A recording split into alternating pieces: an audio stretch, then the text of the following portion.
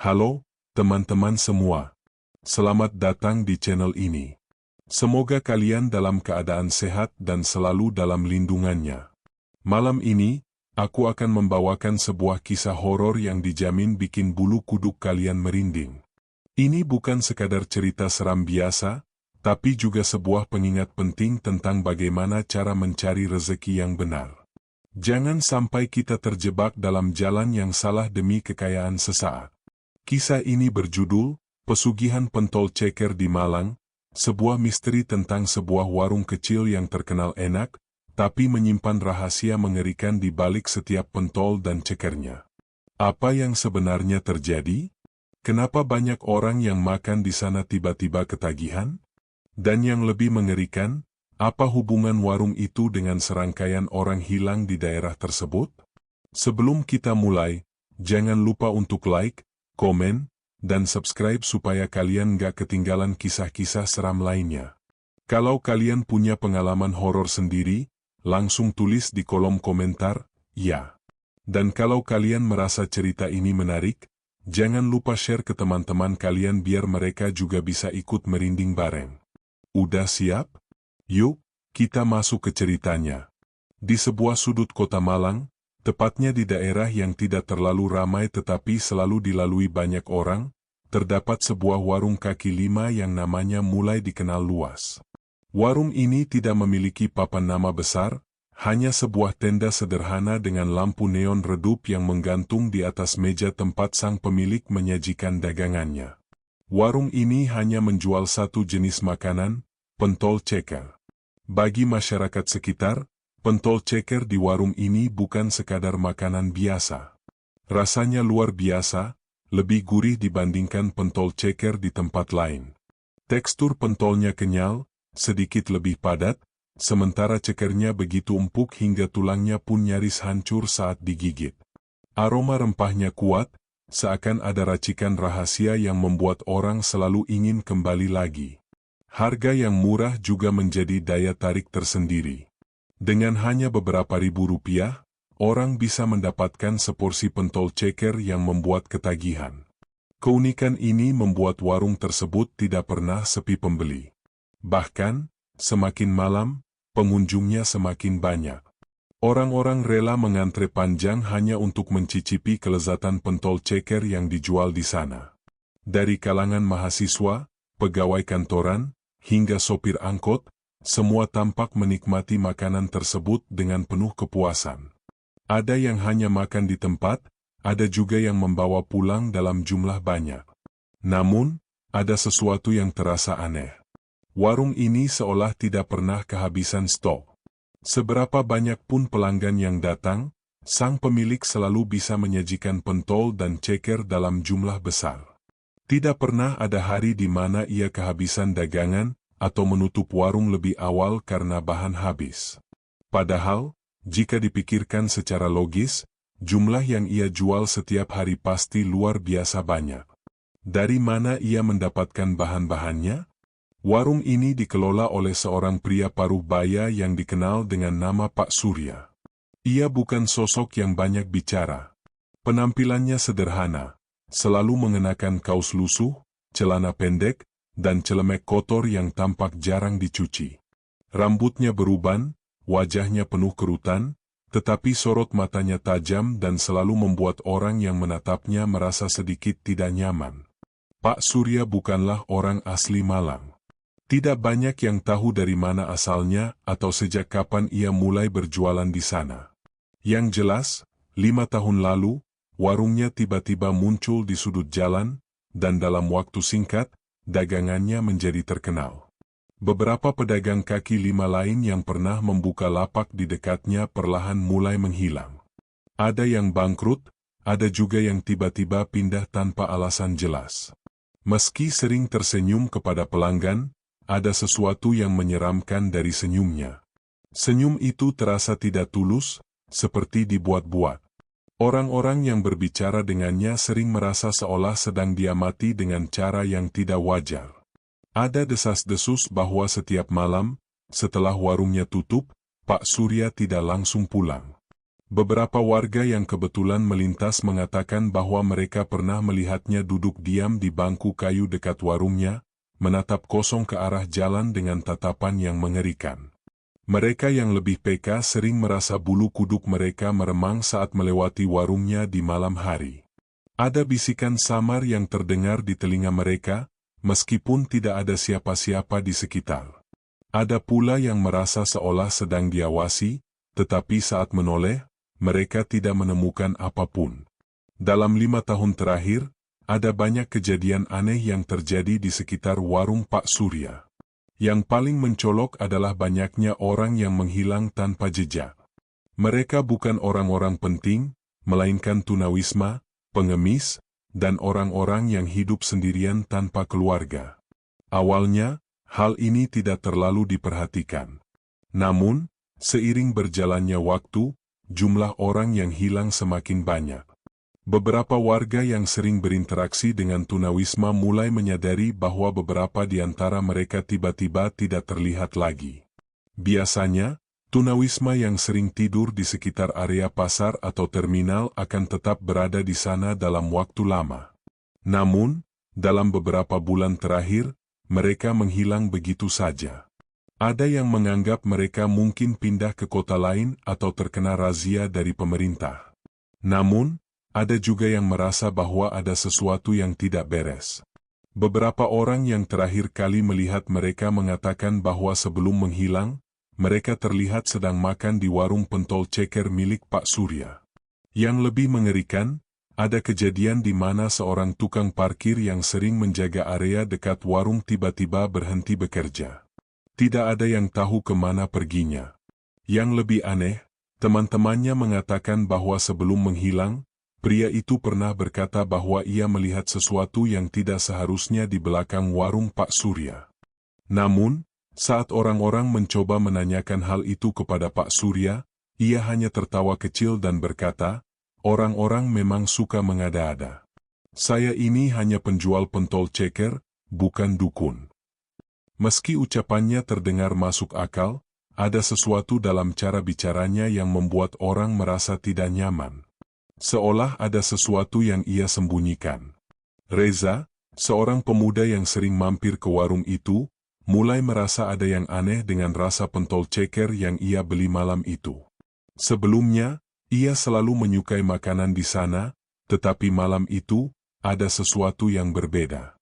Tekstur pentolnya terasa sedikit lebih lembut dari biasanya, dan cekernya seperti terlalu empuk.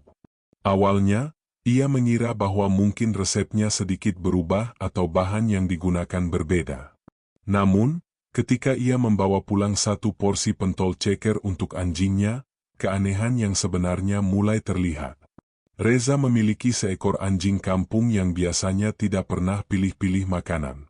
Anjing itu selalu melahap apapun yang diberikan padanya. Namun, kali ini berbeda. Begitu Reza meletakkan seporsi pentol ceker di depan anjingnya, hewan itu langsung mundur, menggeram, dan menunjukkan taringnya. Matanya menatap makanan itu dengan ketakutan, seolah melihat sesuatu yang mengancam. Anjing itu terus menggonggong ke arah pentol ceker tersebut. Bulu di tengkuknya berdiri, dan ia tidak mau mendekat sama sekali. Reza mencoba mendorong mangkuk itu lebih dekat, tetapi anjingnya justru melompat mundur dan berlari ke sudut ruangan, gemetar ketakutan. Reza mulai merasa tidak enak. Ia mencoba mencium aroma pentol itu lebih dekat, tetapi tidak menemukan sesuatu yang aneh. Namun, reaksi anjingnya benar-benar membuatnya curiga. Ada apa dengan makanan ini? Gumamnya pada dirinya sendiri. Tidak ingin gegabah, ia memutuskan untuk tidak memakan pentol itu. Ia menyimpannya dalam wadah tertutup dan berniat untuk menyelidikinya lebih lanjut keesokan harinya. Namun, rasa penasarannya semakin besar. Ia merasa ada sesuatu yang tidak beres dengan warung Pak Surya. Dan malam itu, rasa penasarannya membawanya pada sebuah rahasia mengerikan yang tidak pernah ia bayangkan sebelumnya. Malam itu, rasa penasaran bercampur ketakutan membuat Reza tidak bisa tidur. Bayangan anjingnya yang menggonggong dan enggan menyentuh pentol ceker terus berputar di benaknya. Ia merasa ada sesuatu yang tidak wajar dengan makanan itu. Akhirnya, sekitar pukul 1 dini hari, ia memutuskan untuk kembali ke warung Pak Surya. Ia tahu warung itu biasanya sudah tutup pada jam segini, tetapi entah kenapa firasatnya mengatakan bahwa sesuatu masih terjadi di sana. Dengan langkah hati-hati, Reza menyusuri jalanan sepi menuju warung. Lampu-lampu jalan berkelip redup, dan angin malam bertiup dingin. Di kejauhan, warung itu tampak gelap, tetapi ia bisa melihat siluet samar dari dalam dapurnya. Ia menahan napas dan mendekat, memastikan bahwa tidak ada orang yang melihatnya. Saat mencapai bagian belakang warung, ia menemukan pintu kayu kecil yang tampaknya menjadi pintu masuk ke dapur. Dengan hati-hati, ia mengintip melalui celah kecil di dinding bambu yang sudah mulai lapuk. Apa yang ia lihat membuat jantungnya hampir berhenti. Pak Surya berdiri di tengah dapur, memegang sebilah pisau besar yang berkilat di bawah cahaya remang-remang. Di hadapannya, ada sebuah meja kayu panjang yang penuh dengan daging mentah.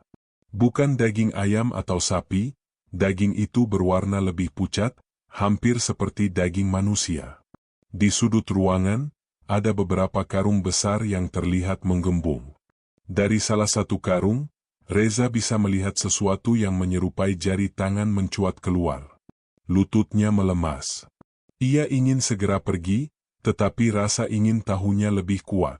Ia terus mengamati dari balik celah, memastikan apa yang ia lihat benar-benar nyata dan bukan sekadar ilusi.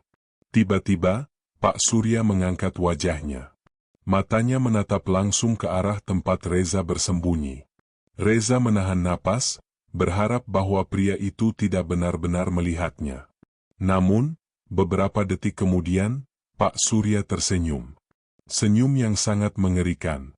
Senyum itu seolah mengatakan, "Aku tahu kau ada di sana." Reza buru-buru berbalik dan lari sekencang mungkin. Ia tidak peduli jika ada yang melihatnya. Ia hanya ingin pergi sejauh mungkin dari warung itu. Namun, saat ia berlari di gang sempit, suara langkah kaki lain terdengar di belakangnya. Langkah itu cepat, berat, dan semakin dekat. Reza tidak berani menoleh ke belakang. Ia terus berlari, menghirup udara malam yang dingin dengan panik. Jantungnya berdebar kencang, hampir terasa akan meledak di dadanya. Ketika ia akhirnya mencapai rumahnya, ia langsung membanting pintu dan menguncinya. Napasnya memburu. Ia menempelkan telinganya ke pintu, mendengar apakah ada seseorang yang mengikutinya. Hening. Namun, beberapa detik kemudian, terdengar suara langkah kaki pelan di depan rumahnya. Lihat terlalu banyak, tahu terlalu banyak. Suara itu terdengar pelan, hampir seperti bisikan, tetapi cukup jelas untuk membuat bulu kuduknya meremang. Reza menahan napas. Ia tidak berani melihat ke jendela. Namun, rasa penasaran mengalahkan ketakutannya. Perlahan, ia mengintip dari celah tirai. Di luar, berdiri seseorang. Sosok itu tidak bergerak. Matanya menatap langsung ke arah jendela, ke arah tempat Reza bersembunyi. Pak Surya. Dengan senyum yang sama seperti tadi di warung. Reza mundur dengan gemetar. Ia meraih ponselnya, berusaha menghubungi seseorang, siapa saja yang bisa membantunya. Namun, sebelum ia sempat menekan tombol panggil, ponselnya tiba-tiba mati. Kemudian, lampu di rumahnya mulai berkedip-kedip. Dan dari arah dapur, terdengar suara gemeretak tulang yang dipatahkan. Reza merasa tubuhnya hampir lumpuh karena ketakutan. Namun, ia tahu ia tidak bisa berdiam diri. Ia mengambil sebuah pisau dapur dan berjalan perlahan menuju suara tersebut. Setiap langkah terasa berat. Nafasnya pendek-pendek. Ketika ia sampai di dapur, ia melihat sesuatu yang tidak masuk akal. Di meja makannya, ada sepiring pentol ceker yang tidak ia taruh di sana sebelumnya. Namun, yang membuatnya lebih ketakutan adalah ceker yang ada di piring itu. Itu bukan ceker ayam. Jari-jari kecil yang masih memiliki kuku itu jelas bukan milik hewan. Itu adalah jari manusia. Reza jatuh terduduk. Rasa mual menyerangnya. Ia ingin berteriak, tetapi suaranya tidak keluar. Tiba-tiba, terdengar ketukan di pintu. Bukan ketukan biasa. Ketukan itu seperti suara tulang yang diketukan ke kayu. To, to, to. Suara itu berulang, semakin keras. Dengan tangan gemetar, Reza berjalan menuju pintu. Ia mencoba melihat melalui lubang intip, tetapi yang ia lihat hanyalah kegelapan. Namun, saat ia berbalik, suara bisikan itu terdengar lagi. Kau sudah menjadi bagian dari ini sekarang. Keesokan paginya, tetangga Reza merasa ada yang aneh. Biasanya, pemuda itu selalu terlihat keluar rumah untuk membeli sarapan atau sekadar duduk di teras. Namun, hari itu, tidak ada tanda-tanda Reza. Salah satu temannya mencoba mengetuk pintu rumahnya, tetapi tidak ada jawaban. Saat mereka mencoba menghubunginya, ponselnya tidak aktif. Akhirnya, beberapa orang memutuskan untuk mendobrak pintu rumahnya. Yang mereka temukan di dalam membuat mereka menjerit ketakutan. Tidak ada Reza. Yang tersisa hanyalah piring berisi pentol ceker di atas meja, dan di sampingnya, secarik kertas dengan tulisan yang terlihat ditulis terburu-buru. Aku sudah tahu semuanya. Tolong jangan biarkan warung itu terus berdiri. Mereka akan terus mencari korban berikutnya. Darah yang masih segar mengotori lantai dapur. Dan di luar rumah, jauh di sudut gang, seorang pria tua berdiri diam. Pak Surya. Dengan senyum mengerikan yang masih menghiasi wajahnya. Dan malam itu, warung pentol ceker itu kembali buka seperti biasa. Tanpa ada yang menyadari bahwa satu lagi nyawa telah menjadi bagian dari pesugihan. Menghilangnya Reza menjadi bahan pembicaraan di kalangan warga sekitar. Beberapa teman dekatnya mencoba menghubunginya selama berhari-hari, tetapi ponselnya tetap tidak aktif. Mereka yang terakhir melihatnya mengatakan bahwa ia terlihat gelisah sebelum menghilang. Rumah Reza masih seperti biasa. Tidak ada tanda-tanda perampokan atau kerusakan. Hanya satu hal yang aneh. Warung Pak Surya tetap beroperasi seperti biasa, seolah tidak terjadi apa-apa. Beberapa orang mencoba menghubungi polisi, tetapi laporan mereka tidak mendapat respons yang serius. Mungkin dia pergi ke luar kota tanpa memberitahu siapapun, kata salah satu petugas yang menangani kasusnya. Namun, tidak semua orang bisa begitu saja menerima alasan itu. Salah satu sahabat Reza, Dimas, mulai menyelidiki sendiri. Ia tahu bahwa Reza pernah merasa curiga terhadap warung Pak Surya.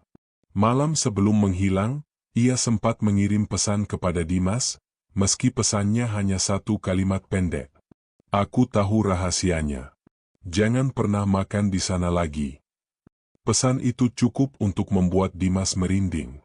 Dimas memutuskan untuk melakukan sesuatu yang berani, menyelinap ke warung Pak Surya di malam hari. Ia ingin mencari tahu apa yang sebenarnya terjadi. Malam itu, sekitar pukul 2 pagi, Dimas pergi ke warung yang sudah tutup. Ia menyusuri gang sempit di belakang warung, di mana terdapat sebuah pintu kayu kecil yang diduga menuju dapur. Ketika ia mendekat, aroma anyir menusuk hidungnya. Bau darah yang tidak biasa. Ia menelan ludah dan mencoba mengintip dari celah pintu. Di dalam, ia melihat sesuatu yang mengerikan. Pak Surya sedang berdiri di depan meja besar. Di atas meja itu, ada sesuatu yang tertutup kain putih yang tampak bergerak-gerak pelan. Dengan tangan gemetar, Pak Surya membuka kain itu. Dimas hampir berteriak. Di bawah kain putih itu ada seorang pria yang masih hidup, tubuhnya diikat kuat, matanya membelalak ketakutan. Namun, yang lebih mengerikan adalah kakinya. Kedua kakinya sudah dipotong dari lutut ke bawah. Pak Surya mengangkat pisau besar dan mulai memotong bagian tubuh itu dengan gerakan yang tenang, seolah sudah biasa melakukannya. Dimas terhuyung mundur, hampir terjatuh. Namun, saat ia melangkah mundur, kakinya menginjak ranting kering. Krek! Pak Surya berhenti. Ia menoleh ke arah pintu. Mata mereka bertemu. Senyum mengerikan itu muncul lagi. Tanpa berpikir panjang, Dimas berbalik dan berlari secepat mungkin. Namun, sebelum ia bisa mencapai gang utama, suara langkah kaki mengejarnya. Pak Surya lebih cepat. Dimas berlari ke arah rumahnya tanpa menoleh. Jantungnya berdebar begitu kencang, paru-parunya seperti terbakar. Ia hampir tidak bisa bernapas karena ketakutan. Saat akhirnya sampai di rumah, ia segera mengunci pintu dan merosot ke lantai, mencoba menenangkan diri. Namun, beberapa detik kemudian, terdengar ketukan di pintu. Toh, toh, toh. Dimas menahan napas. Ia tidak berani bergerak. Toh, toh, toh. Ketukan itu semakin keras. Ia beringsut mundur, mencoba mencari sesuatu untuk membela diri. Lalu, suara itu terdengar. Aku tahu kau melihat sesuatu yang tidak seharusnya. Suara Pak Surya. Tiba-tiba, lampu di rumahnya mulai berkedip.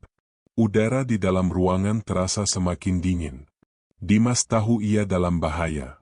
Ia meraih ponselnya dan mencoba menghubungi polisi, tetapi sinyalnya hilang. Ketika ia melihat ke jendela, sosok Pak Surya sudah tidak ada. Namun, di lantai teras rumahnya, ada sesuatu yang membuatnya ingin muntah. Sepiring pentol ceker. Dan di atasnya, sebuah jari manusia yang masih berdarah. Dimas tidak bisa lagi diam.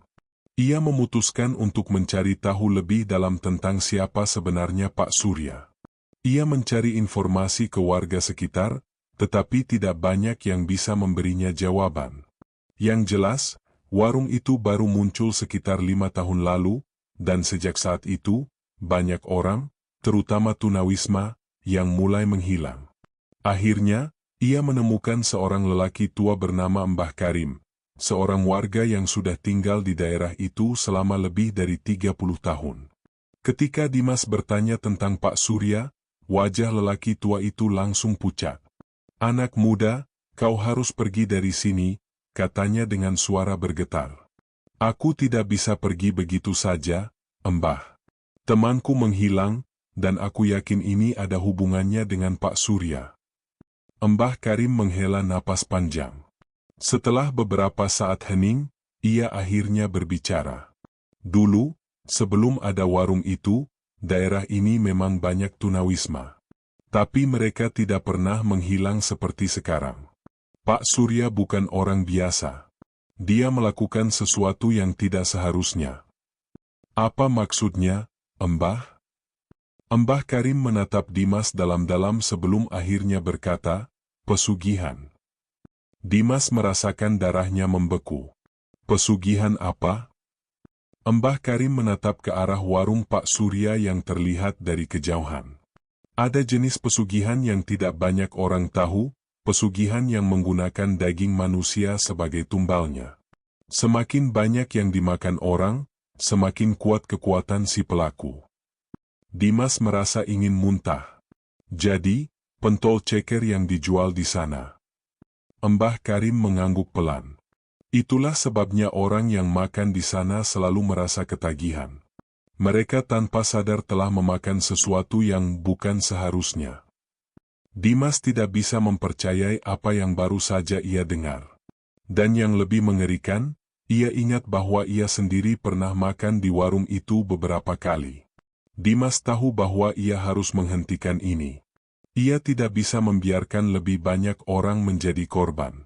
Malam itu, ia kembali ke warung dengan membawa bensin dan korek api. Jika warung itu adalah sumber kejahatan, maka ia akan menghancurkannya. Namun, ketika ia tiba di sana, warung itu sudah dalam keadaan terbuka. Di dalamnya, Pak Surya sudah menunggunya. "Ternyata kau benar-benar berani," katanya dengan suara pelan. Dimas mengangkat botol bensin, siap menyiramnya ke seluruh warung. Namun, sebelum ia bisa bergerak, sesuatu mencengkeram pergelangan kakinya. Ia menunduk, dan matanya membelalak ketakutan. Tangan-tangan yang membusuk mencuat dari tanah, mencengkeram tubuhnya. Dari kegelapan, suara-suara berbisik mulai terdengar. Kau juga akan menjadi bagian dari kami. Pak Surya hanya tersenyum, sebelum semuanya menjadi gelap. Dan keesokan harinya, warung pentol ceker itu tetap buka seperti biasa. Tanpa ada yang tahu bahwa satu nyawa lagi telah menjadi bagian dari pesugihan. Itulah kisah horor tentang pesugihan pentol ceker di Malang. Seram banget, kan? Bayangin kalau kalian pernah makan di warung seperti itu? Cerita ini bukan cuma sekadar hiburan, tapi juga sebuah pelajaran berharga. Ingat, teman-teman, rezeki itu sudah diatur oleh Tuhan. Jangan pernah tergoda mencari kekayaan dengan cara yang salah, apalagi sampai mengorbankan nyawa orang lain. Kekayaan yang didapat dengan cara haram mungkin terlihat menggiurkan, tapi pada akhirnya, akan ada harga yang harus dibayar, dan seringkali harganya jauh lebih mahal dari yang kita bayangkan. Jadi, tetaplah berusaha dengan cara yang baik, jujur, dan sesuai dengan aturan agama. Karena keberkahan jauh lebih berharga daripada sekadar kekayaan sesaat. Kalau kalian suka cerita ini, jangan lupa like, komen, dan subscribe untuk mendukung channel ini terus berkembang. Tekan tombol lonceng biar nggak ketinggalan cerita horor terbaru. Dan kalau kalian punya pengalaman mistis sendiri, jangan ragu untuk share di kolom komentar. Terima kasih sudah menemani malam ini, dan sampai jumpa di kisah horor berikutnya. Tetap waspada, tetap berhati-hati, dan jangan lupa, selalu pastikan apa yang kalian makan, ya. Selamat malam, dan selamat beristirahat.